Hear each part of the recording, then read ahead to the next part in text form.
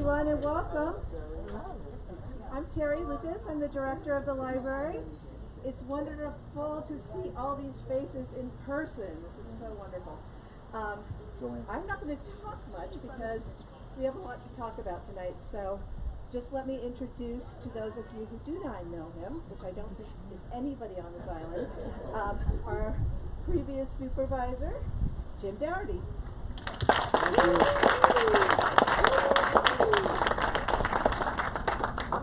Thank you very much. I want to thank the library for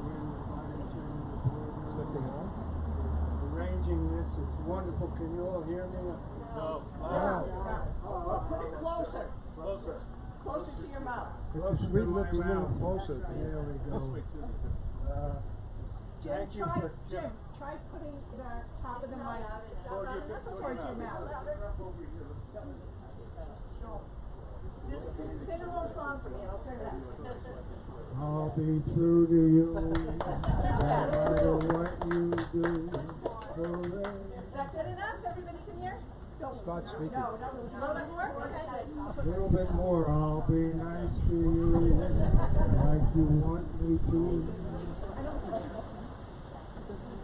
You're going to want to come into The top? Oh, the top. I dropped out of high school. I'm not very okay.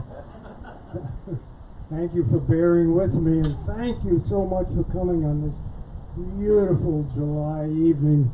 And thanks to the Shelter Island Library. And I want to start out by saying emphatically that I did not write a single sentence of Nancy's book. I read it 3 or 4 times in manuscript, galley, and final form, and found occasional typos and so on, and pass them on to the Canop people. But it was Nancy entirely who did it.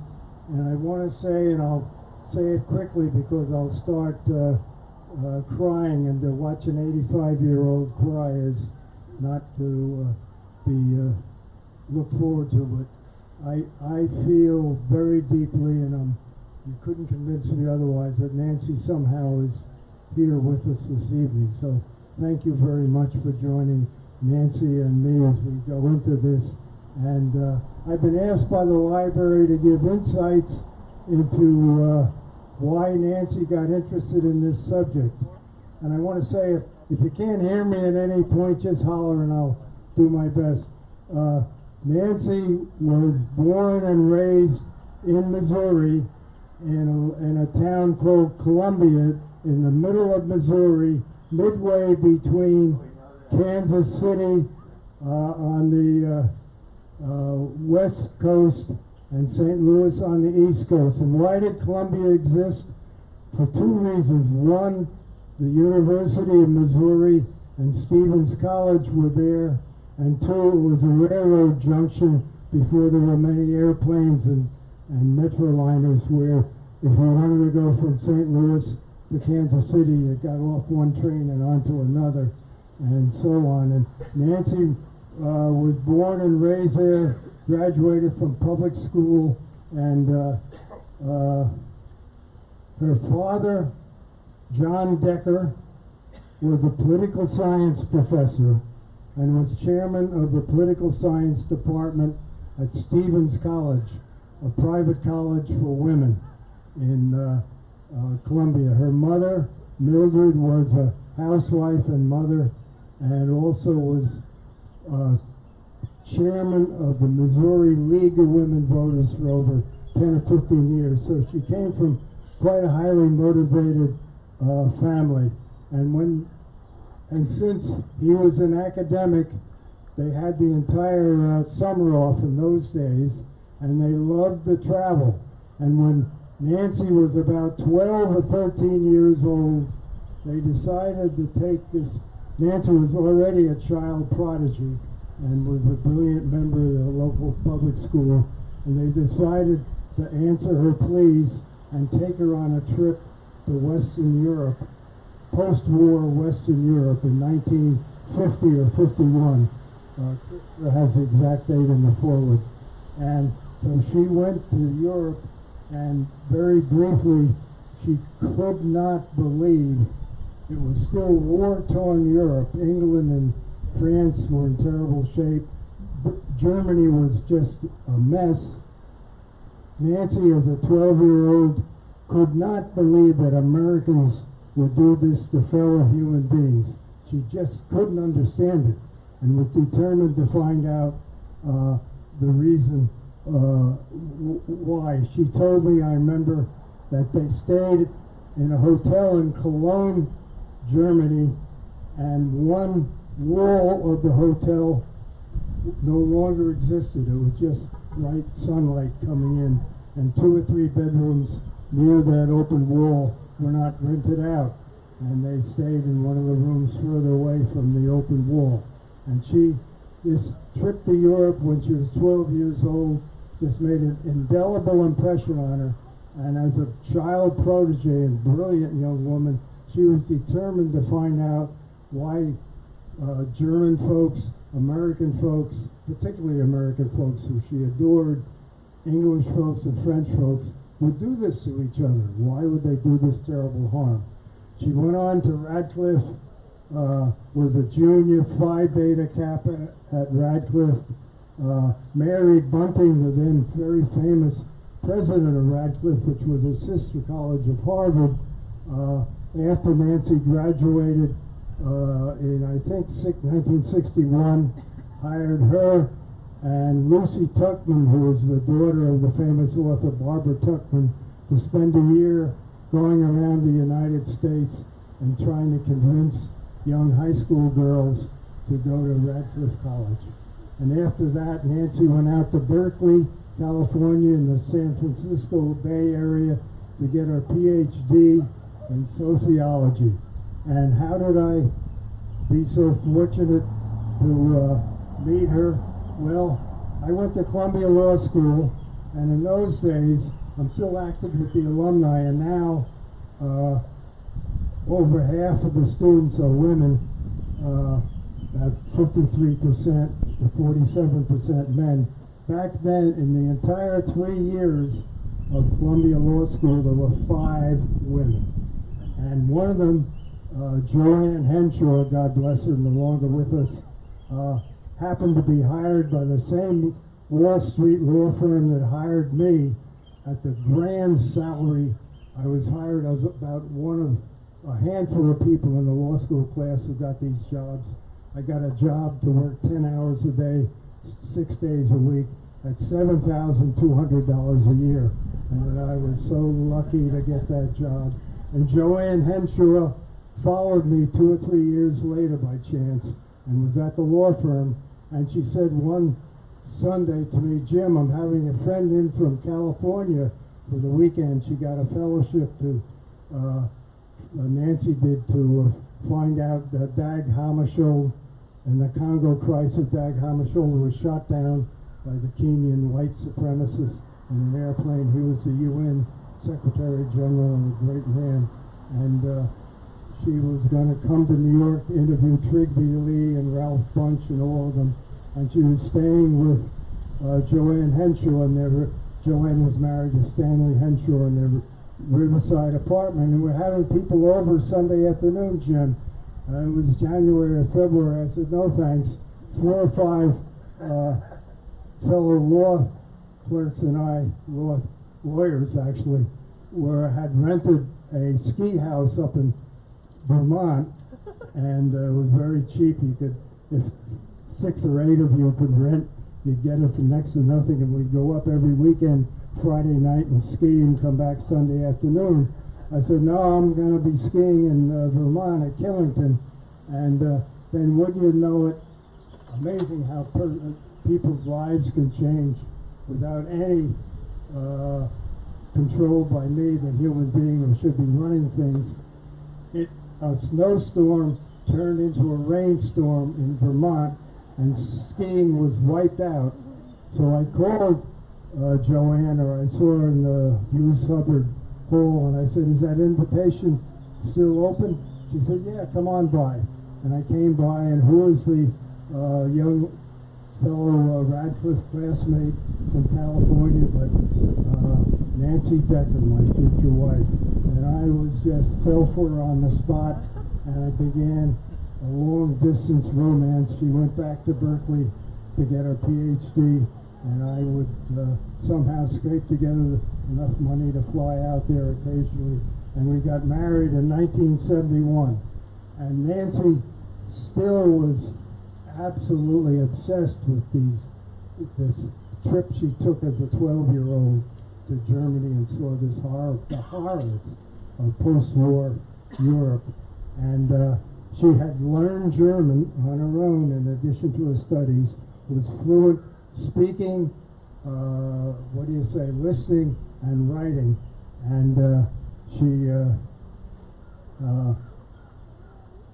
was looking at all the Nazis. She finally found out that the Americans had to do what they did, and it wasn't anything gratuitous and horrible. It was part of ending World War II.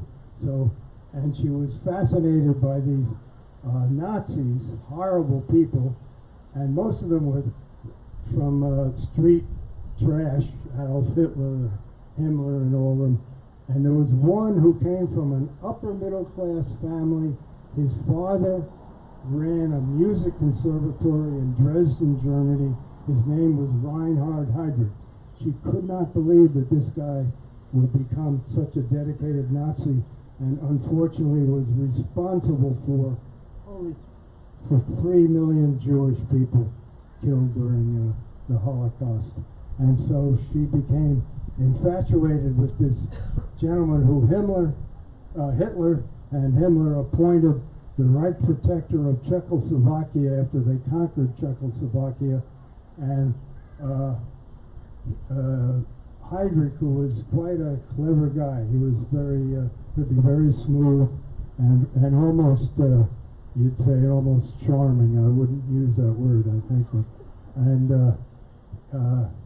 he decided to make nice to the Czechs rather than treat them like convicted and slaves. And Hitler was aghast at this, and so was another guy in London, England, named Winston Churchill. He thought, oh, Jesus, I don't want the Czechs to become kind of schmoozy with the Nazis. So he got some Czech partisans who were hibernating in London to parachute into Czechoslovakia and assassinate Reinhard Heydrich in June 1942. And the assassination was easy because he had become such a friendly leader of the Czechs that he would be driven in a limousine from the castle he was living in with his wife Lena to another castle where he had his headquarters as Reich protector, in an open limousine sitting in the back seat with the roof down. So it was very easy for these Czech partisans to shoot him, and he lingered and died 2 or 3 hours later. And Nancy followed all this and was writing for when I met her and we got married in December '71, she had already been working on it and writing it for about 15 years. And we took our first, she somehow persuaded, she was brilliant, but she could also have this innocent and charming quality that those of you who knew her can vouch for that. And so she persuaded Lena Heydrich to let her come to the remote island where Lena had escaped to after World War II ended. Lena somehow stayed in Czechoslovakia as a widow for the balance 3.5 years of the war, and then somehow got through Poland and Eastern Germany back to the remote island of Fehmarn, west, just east of the Danish coast, and was living there with her daughter and running a bed and breakfast, but still a determined Nazi. She wrote a book about how Reinhard Heydrich was a war casualty, put in for a pension, and she was ridiculed. Like this country, about 30% of the Germans bought her argument, the rest didn't. And but Nancy was able to go and interview Lena, and for the first trip in 1973, we'd been married for 2 years. I happily accompanied Nancy to Faymarn as sort of a casual bodyguard because we had no idea what Lena was like. She had a terrible reputation as an unrepentant Nazi. And Nancy and Lena spoke only German. I didn't know German. But Lena was a very charming housefrau, made sure I had hot coffee in my hands at all times, and was running this bed and breakfast. But Nancy had this knack of acting very innocent and got, those of you who have read the book or are reading it, incredible information out of Lena Heydrich and admissions and insights into who this horrible husband of hers really were. It's priceless information, not found anywhere else, and it's in the book. And she went back to Faymarn. At the first interview, I went with her in 1973, and we have a photograph here somewhere, don't we, of her resting on the beach. Oh, here it is in the front. The one in the front? Yeah, you can see it. But, yeah, please. Occasionally, the interviews with Lena and Nancy got very testy, and one of them or the other, either Lena would get up or Nancy would get up and leave the room. And one of the days, Nancy and I were down at a beach on Faymarn, and that's Nancy in the beach in Faymarn in 1973 after a ruptured interview with Lena. But her interviews, as you'll see in the book with Lena, were very successful. And Lena said, really, for Reinhardt's sake and the Nazi sake, too much. And Nancy has it down in the book. And as I say, she made 3 more trips to Faymarn to interview Lena, who lived until 1985. And while back in the States, we were living in Manhattan, and there was a wonderful professor at the New School named Hayes Jacobs, maybe some of you remember him, who had a writing seminar, and you needed his written permission to get into the seminar, and Nancy got it and was in it for many years. And Hayes Jacobs was so entranced with the manuscript that Nancy would read in the class about Reinhard Heydrich and his wife, Lena, that he introduced her to Candida Donadio, who was a famous literary agent, and then to Lee Gerner, who was a brilliant editor, a young editor at Knopf. And Lee Gerner in 1985, can you believe 1985, signed a book with Nancy Knopf to publish this book. Unfortunately, Lee Gerner got sick with cancer and died in his late 40s. Nancy's book was passed on to another woman editor, who I can't recall her name, I have it written down, who left to open her own little literary agent business in Brooklyn townhouse where she lived. It may still be going on. She was alive 3 or 4 years ago. Christopher Leonhout knew her a little bit. And then finally to Vicki Wilson.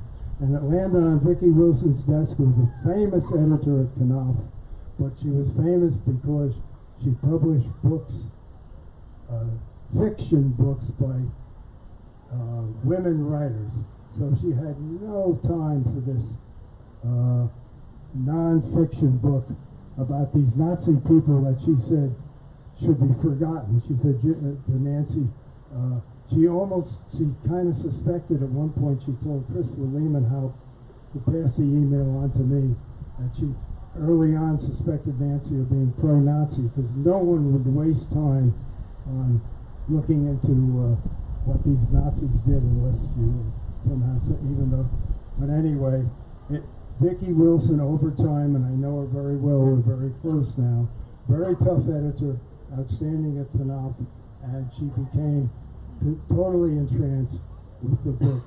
And in the mid-90s, I would have to start accompanying Nancy to her meetings with Vicki because unfortunately early onset Alzheimer's was beginning to creep in. And I remember waiting down in the lobby while she went up to whatever 10th or 12th floor to meet with Vicki. And then I had to start going up to the actual reception area for Knopf. And then finally Vicki started coming out to the reception area and saying, Jim, you got to take Nancy home. And we both realized that we had someone with Alzheimer's. And Nancy knew Manhattan became too much for her, and in the late 90s, we kept the house, but we moved out here, and Nancy died 13 years later in the bedroom of my home on Ram Island Road from the Alzheimer's, and by then the book was forgotten. I mean, nothing had happened for almost 15 years. And Vicki Wilson had just moved on to very successful fiction books written by women writers, particularly some famous woman from Baltimore. I can't remember her name. And I was determined to get the book published. Absolutely determined, because I knew Nancy by then had worked on it for 30 years. Can you imagine? 30 years, and I read it. I didn't write a word. I want to again say I didn't write a single sentence in the book, but I read it 3 or 4 times, and it's absolutely brilliant. I wanted to get it published, and fortunately, I was at Richard and Carol Barron's. Richard passed away a few years ago, and Carol couldn't be here tonight. She injured her shoulder. They have a beautiful home on South Midway Road on the water, and he was a very famous publisher, one of the best. And Richard, one of his house guests was a chap named, a retired New York Times editor named Christopher Lehmanhaupt. And we started talking, and it turned out that Christopher, as a young teenager, had been in Berlin in 1945 when the Red Army retook Berlin from the Nazis and Hitler. And he had actually, in the ensuing years, he spent another 5 or 6 years in Germany before immigrating, and he wrote an article, just a magazine article about Reinhard Heydrich, but that was all. I've seen it. And he came to the States, and as you know, became a very famous editor and reporter for the New York Times. And unfortunately, so he was very interested in the book, and Nancy died in February 2013. June 2014, I drafted, I'm an ex-lawyer, drafted a 2-page letter agreement and sent it to Christopher saying for, I think, as much as $50,000, could you do the editing that Vicki Wilson wants, and the source notes, that's what we used to call footnotes, they call them source notes now, and permissions were needed for about 20 photographs that Nancy had found.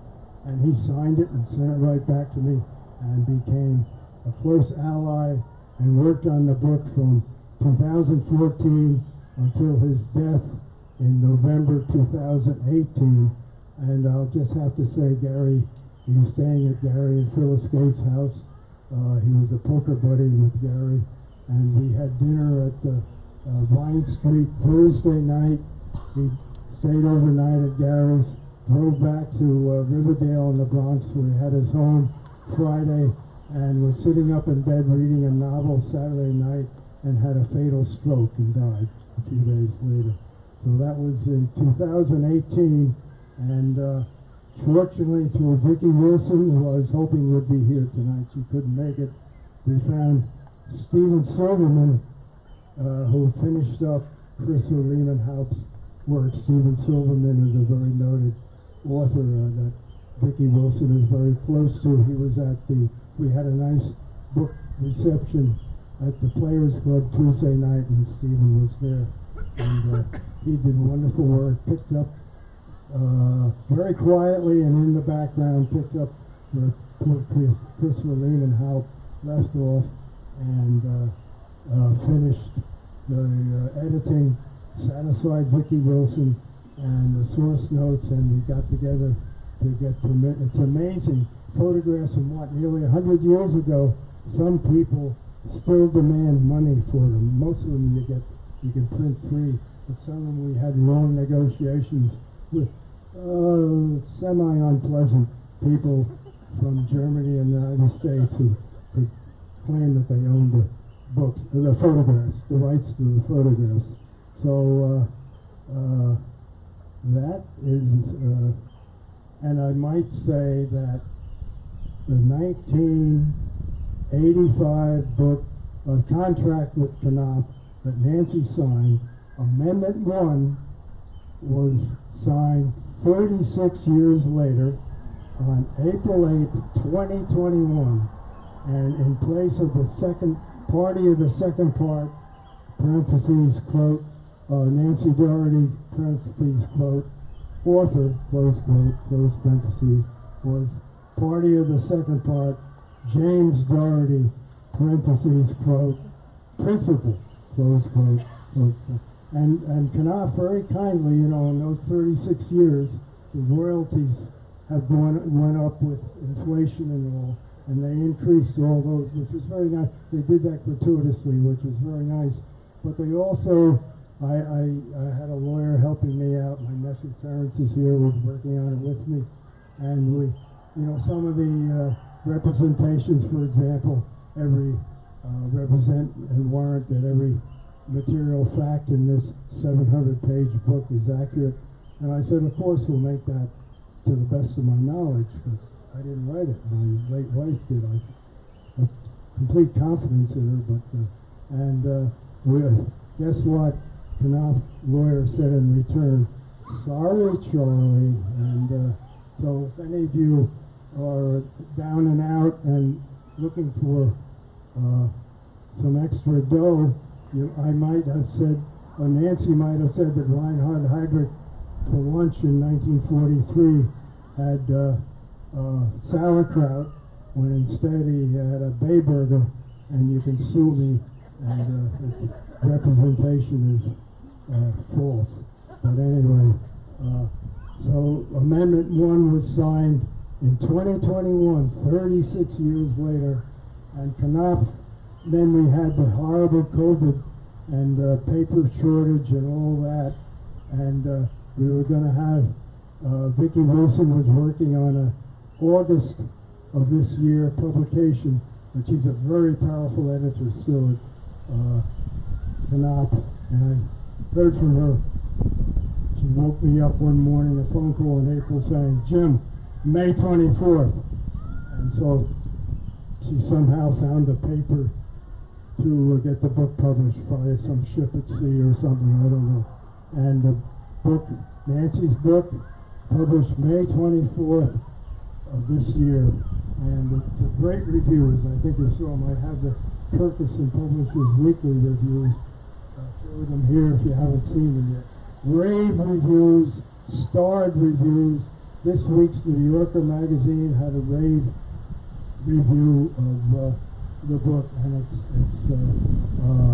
selling very nicely. And I got an email and then a phone call from some nice British guy in England named Guy, I forget his last name, and it turned out he was going to publish the book in the United Kingdom, Welbeck Publishing, but they didn't like the title because some English, apparently a little misogyny is still going on there. They didn't like the name of the woman in the title, the Hangmen and His Wife. So they wanted, I think I brought it here to show you. They published it word for word, and I said, no, you can't change the title. Then Vicki called me and she said, Jim, good for you, but I just want you to let you know that Knopf sold them the rights to change the title. But put up a fight. So I waited about 2 weeks to let him, he was just trying to be a nice guy and be able to say, the author's widower agreed to this. And I called him back and I said, okay, you can change, and here's the English version, which is word for word Nancy's version. Every single sentence, every footnote, every photograph but the title is The Man with the Iron Heart. No mention of Lena Heydrich, and a photograph of Reinhard with Adolf Hitler. On our book here in the States, it's Reinhard with Lena. So anyway, but it's published in the UK, which involves Wales, Northern Ireland, Scotland, and England. And Knopf also sold the rights to Poland, and there's an edition of Nancy's book published in Poland, in Polish. I haven't seen it, not interested in seeing it. And so it's going very nicely. So anyway, I talked long enough. Some people had, you know, that great at jokes. Have you heard great at jokes? Have you heard the one about the two Irishmen with the Ukrainian waitress? Oh, she's doesn't help me. I was gonna hand the microphone around for questions. Oh, fine. I want to hear the joke.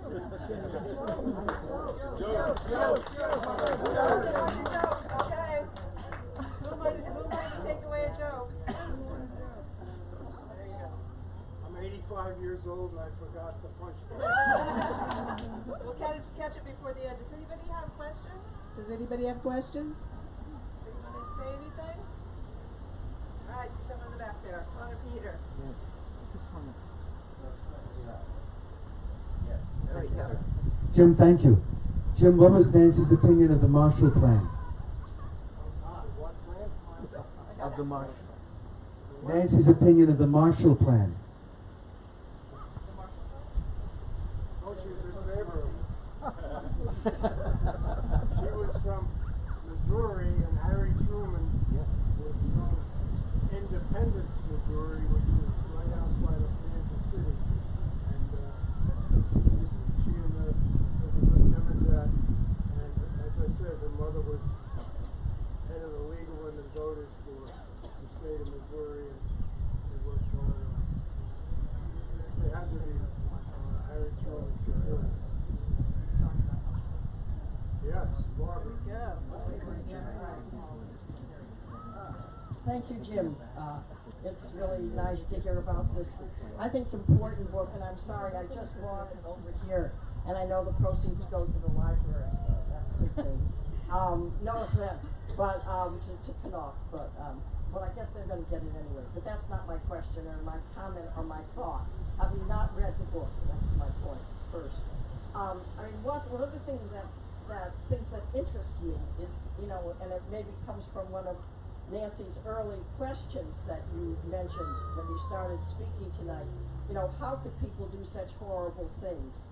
And I did read a few reviews of it, and that, you know, what kind of slippery mental processes do people go through if they are trying to rationalize or justify such horrendous behavior? Which seems to me was, you know, that had to be a question, because they are human beings, and how could they have gotten to such a place where they would engage in such horrible behavior? And I mean, it's not that we're in the same place at all right now, but I know for myself, and I think a few others are thinking that there are people that some of the stuff that's going on in this country now, and some of the behaviors that are occurring, and some of the rationalizations that are taking place to justify some of these behaviors. I mean, it's not kind of totally out of the ballpark. And I just wonder, having read the book so many times, whether you have any thoughts on just that the idea of people rationalizing such horrible behaviors. And does the book deal at all with, or Nancy's sort of reflections on that, and how we might, you know, think about that and try to counter that? Thank you, Barbara. This was a major difference of opinion between Vicki Wilson, who inherited the book after from the two prior editors, and my late wife Nancy, and that Vicki felt these people were not human beings. It'll never happen again. Why waste your time publishing your book? And Nancy very strongly, in a quiet but firm way, and I used to, she and I would have long conversations before and after Vicky's visits with Vicky, that Reinhard Heydrich, unfortunately, was a horrible assassin and beast, but Reinhard Heydrich, unfortunately, was a human being. And you're right, that was not accepted by everyone, that they just, Nazis were just sui generis people and never happen again. And frankly, one of the reasons, in my own humble opinion, and I talked to Vicky, and one of the reasons Nancy's book flew out the door is, unfortunately, because Barbara, you're right, in Poland, Germany, Hungary, and maybe a little bit here, I don't know, versions of this are going on right now. And so the book is very relevant because it makes the point. When you read about it, you'll see that, I mean, Reinhard Heydrich, as I think I said earlier, was a concert pianist and was a Olympic fencer and was a very bright guy, and he was in the Navy and had a very wonderful career in the Navy, but he got a daughter of an admiral in trouble, and the admiral was wrathful and got thrown out with a dishonorable discharge. And that's when, desperate for a job in Weimar, Germany, he grabbed the Nazi lever. But and I happen to, having read the book 3 or 4 times, I'm convinced by Nancy that as horrible as Reinhard Heydrich and Lena, who I met several times, and we met members of their family, 2 of their sons, one became Lord Mayor of Heidelberg, and a granddaughter who stayed with us in Shelter Island.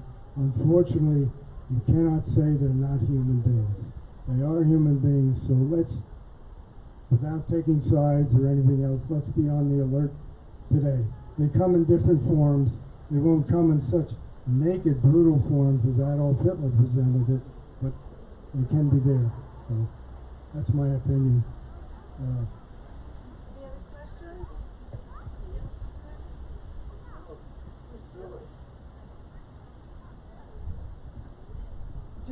Germany is well known for its openness and reactions to Nazis and the war. Do you know if this book will be published in Germany?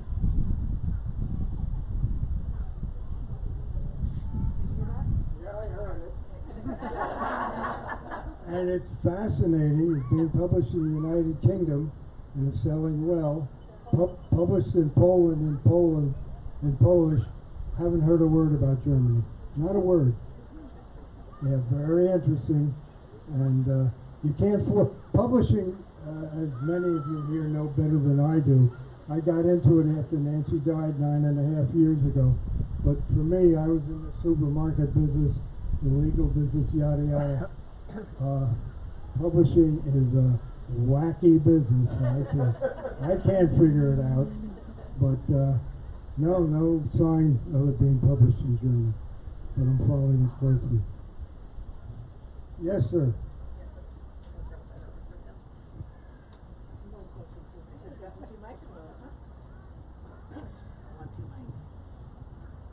Jim, I remember you telling me once that when we were talking about the book when it was being written, that Hitler's favorite phrase for Heydrich was the man with the iron heart. If the British publishers were going to change the title of your book, why did it? They said the man with the iron heart. That's the title. I thought you said. They sent me about. Oh yes. They sent me about 5 copies of it. Right. It's word for word Nancy's book, every footnote, every word, but they changed the title. Well, you can make a case for plagiarism. No, I gave permission. No, I mean Hitler. Hitler. Anybody else? Yeah, there's a young lady back there. Okay. Hi, I think you can hear me probably. There was a very famous movie about this guy, which I saw as a little kid on TV at my godparents' house called Hangmen Also Die.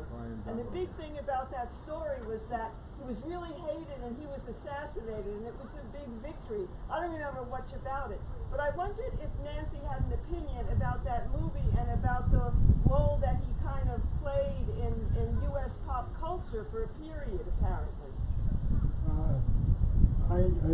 Nancy could answer that question. I really can't. I don't know at all. That's very, very interesting.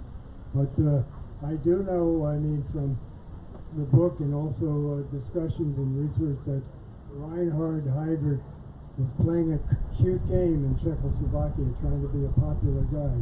He wasn't very popular, but he wasn't hated to the degree that most of the Nazis were. So I'm sorry I can't answer better. Let's see if I can be heard. It's known that the concentration camp, Terezin, in Czechoslovakia, Czech Republic now, was supposed to be the good camp, Yep, which of course it wasn't, because at the end of the day, most of the people died anyway. That's But right. I'm wondering if there's some connection with that. Or was he gone by then? Or was he dead by then? He was, Reinhard was trying to be a nice guy in Czechoslovakia, but which both, as I said, Hitler and Winston Churchill hated. But he was assassinated in June 1942. Lena stayed in the castle, but she had no real role, although a patient and devoted Nazi. And Hitler appointed Hans Frank, another despicable Nazi, to succeed Reinhard. And I think I don't recall how Hans Frank handled it. He was tougher than Reinhard, sort of. Yes, Judge Herbert Stern. Your friends here may be interested to know that if you go on YouTube, you can actually watch the funeral of Heydrich. Really? Yeah, there were two. There was one in Czechoslovakia, and then they brought his body by private train to Berlin, and he was accorded what is probably the most magnificent funeral in the whole of the Third Reich. And you can see his family, his young children, and Hitler and the whole crowd. So all you have to do is put in, Reinhard Heydrich funeral, and you can watch the whole thing. Thank you. Yes, I've seen that, and it's wonderful. It's wonderful. Vivid. Thank you very much, Herb. And I might mention that there were unproven rumors, but it was probably true that the Czech assassins who were parachuted in by Winston Churchill were hiding in a little village for a few nights called Lidice.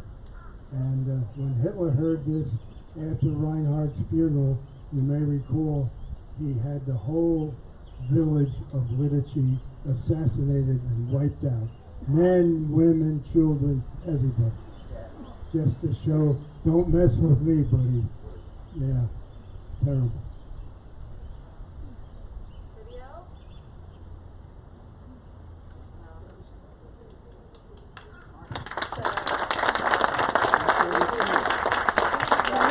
Thank you so much. We have waited a long time for this. We've been talking about this for years, so we're so thrilled that Jim's been able to be with us today. And I thank you for your time and your energy and the planning, and I'll leave it with you to say goodnight. Thanks, everyone. Thank you so much for coming. You've been a wonderful audience, and thank you for hearing me out.